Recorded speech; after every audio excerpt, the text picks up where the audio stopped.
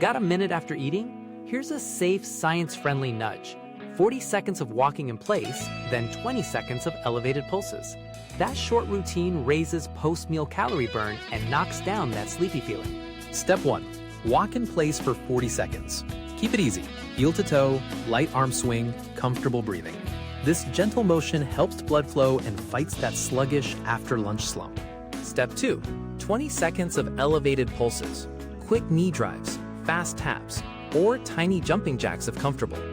Push your heart rate up briefly. Those short bursts boost calorie burn more than walking alone.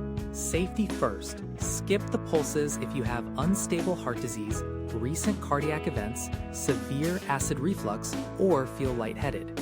Beginner swap. Replace pulses with brisk marching or heel raises to keep it safe and effective. That's it, 60 seconds. Do this after meals a few times daily or when dinner leaves you groggy.